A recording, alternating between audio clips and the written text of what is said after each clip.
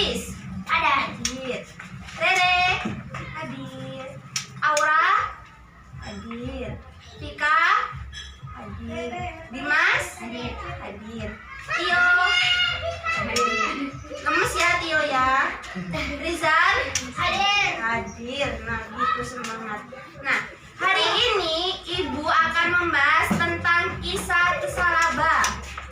Nah, ya, Salabah itu adalah salah satu sahabat dari Rasulullah. Nah, Ibu kan sudah membagikan teksnya. Kita baca sama-sama ya. Ya. Jadi Ibu dulu yang membaca. Nah, setelah itu kalau Ibu berhenti, Ibu tunjuk, kalian baca ya. Jadi harus mendengarkan bacaannya. Nah, ya, dari halaman yang nomor 2 yang ini. Ibu baca. Bu, ini bukan. Nah, iya, yang ada tulisan ini, kisah Salabah ini. Ini Bu. Ya, benar. Nggak apa-apa. Ya, taruh belakang, nggak apa-apa. Nah, dengerin ya. Belum. Ya, belum. Ya. Nah, di zaman Rasulullah masih hidup, ada sahabat yang bernama Salabah. Hidupnya sangat miskin dan kekurangan. Namun, Salabah terkenal sebagai orang yang taat mengerjakan sholat berjamaah bersama Rasulullah serta sahabat lainnya. Setelah sholat berjamaah di masjid, siang itu Rasulullah menghampiri Salabah yang tergesa-gesa hendak pulang tanpa membaca wirid dan berdoa terlebih dahulu. Jadi, Rasulullah bilang gini ke Salabah, "Salabah, mengapa engkau tergesa-gesa pulang? Tidakkah engkau berdoa terlebih dahulu?" Nah, coba dilanjutkan Tio membaca. Salabah. Ayo, sampai mana tadi? Mendengarkan tidak? Salabah. Mendengarkan tidak? Salabah menghentikan. Ini dah. Ayo, angkat tangan siapa yang mau membaca? Sud. Nangis dulu. Dilanjutkan. Salabah menghentikan langkahnya dan berterus terang kepada Rasulullah. "Wahai Rasulullah, kami hanya memiliki sepasang pakaian untuk sholat dan saat ini istriku belum melaksanakan sholat karena menunggu pakaian yang aku kenakan ini. Kami sangat miskin ya Rasulullah. Jika engkau berkenan, doakanlah kami agar Allah menghilangkan semua kemiskinan kami dan memberi rezeki yang banyak."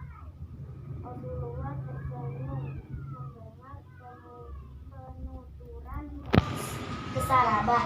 Lalu beliau berkata ke Salabah,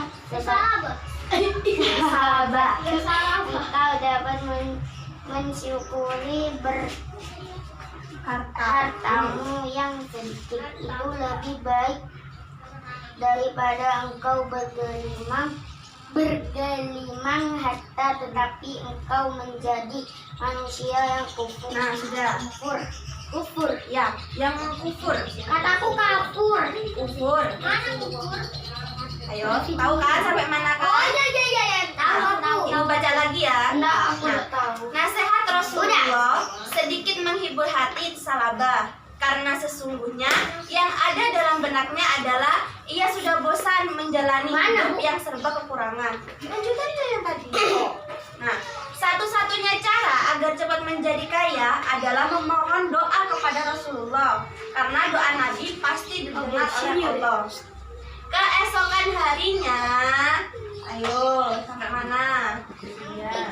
Nah, keesokan harinya ia kembali menemui Rasulullah dan memohon. Beliau mau mendoakannya agar menjadi orang kaya.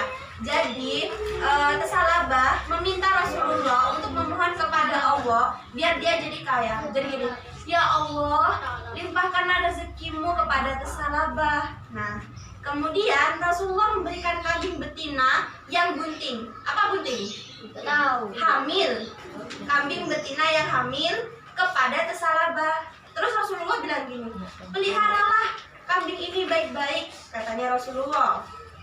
Nah, setelah itu Salabah pulang bawa kambingnya.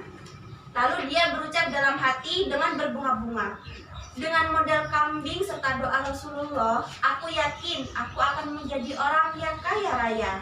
Katanya tersalabah. Lalu siapa yang mau melanjutkan ceritanya? Ya, Tio. Alah, hari berganti hari, bulan berganti bulan. Salabah yang dulu miskin dan lusuh telah berubah menjadi orang kaya yang terpandang. Kambingnya berjumlah ribuan. Di setiap lembah dan bukit terdapat kambing-kambing Salabah. Sehingga Salabah lupa untuk beribadah kepada Allah, lupa untuk datang ke masjid untuk sholat berjamaah. Bahkan sholat Jumat selalu ditinggalkan oleh Salabah karena kesibukannya mengurusi hewan ternaknya. Sampai Rasulullah bertanya-tanya, "Wahai sahabatku, sudah sekian lama Salabah tidak kelibatan di masjid. Tahukah kalian bagaimana keadaannya sekarang?" "Wahai Rasulullah, Salabah sudah menjadi orang kaya. Benarkah mengapa dia tidak pernah menyerahkan sodakonya sedikit?" Sudah. Ayo, siapa yang mau melanjutkan lagi? Aku. Ya, siapa? Ayo. Aku enggak. Iya, ada.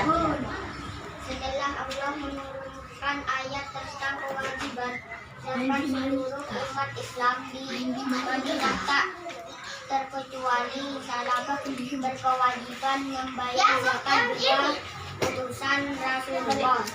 Menemui Salabah membacakan ayat zakat, kemudian setelah dihitung dari seluruh harta kekayaannya, ternyata memang banyak harta Salabah yang harus diresahkan sebagai zakat. Tak disangka Salabah karena berubah berang, ia berang, "Aku bisa pulang saja." Yang dulu tekun beribadah ketika miskin, namun setelah kaya ia telah terpengaruh dengan harta kekayaannya. Sungguh celaka Salabah, kecelakaan dia.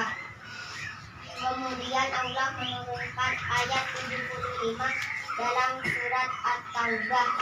"Celakalah engkau Salabah, Allah telah menurunkan ayat karena perbuatan kata salah seorang kerabat Salabah." Sudah. Ada lagi yang mau melanjutkan? Aku. Habis lagi. Yang lain enggak? Enggak bisa. Enggak bisa kenapa? Enggak bisa.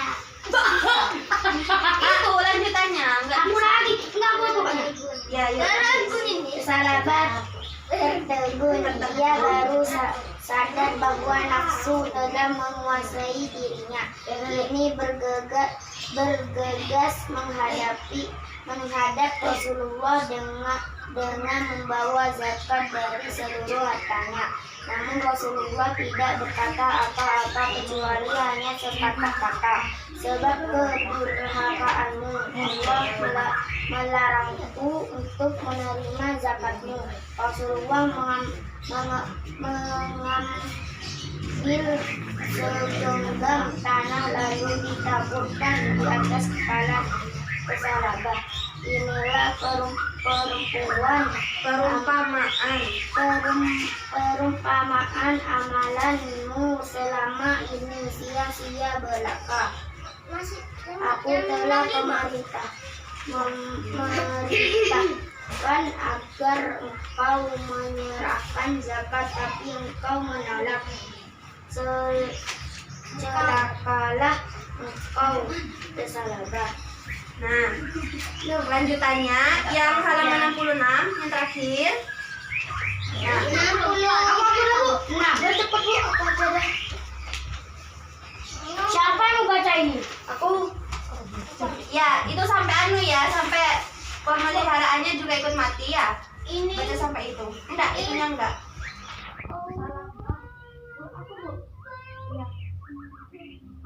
Ya, baca yuk. Salabah berjalan lunglai kembali ke rumahnya. Hari-hari dalam hidupnya hanya dipenuhi dengan penyesalan yang tiada arti. Sampai suatu hari terdengar kabar Rasulullah telah wafat. Ia semakin bersedih karena zakatnya tidak diterima oleh Rasulullah hingga beliau wafat. Zakatnya juga ternyata ditolak oleh Khalifah Abu Bakar, Umar bin Khattab, dan Utsman bin Affan. Para khalifah tidak mau menerima zakat salabah karena Rasulullah juga tidak menerima zakatnya. Demikian seterusnya sampai salabah meninggal dunia dan seluruh hewan pemeliharaan juga ikut mati. Nah, sudah sampai situ. Jadi bentar ya. Jadi hikmah dari cerita yang sudah kita bahas barusan itu, salabah itu awalnya orang yang nggak punya, orang miskin, orang nggak punya harta, nggak punya semuanya ya. Nah, ayo dengerin.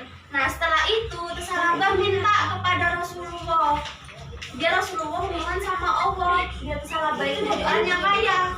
Akhirnya sama Rasulullah salabah itu dikasih apa? Domba yang melahirkan, yang hamil. Ya. Nah, ya itu gambar dombanya di depan tuh, domba-domba yang hamil. Aku punya nggak Asmaul Husna. Nah, setelah itu, nah waktu dombanya tuh melahirkan terus, akhirnya salabah jadi kaya. Tapi itu anaknya banyak. Nah, tapi setelah kaya, salabah lupa, nggak sholat ke masjid, nggak membayar zakat. Jadi kita tuh nggak boleh kayak salabah karena setelah dia kaya, setelah dia mendapatkan semuanya, dia tuh lupa sama Allah gitu. Padahal dia itu mendapat semuanya dari Allah.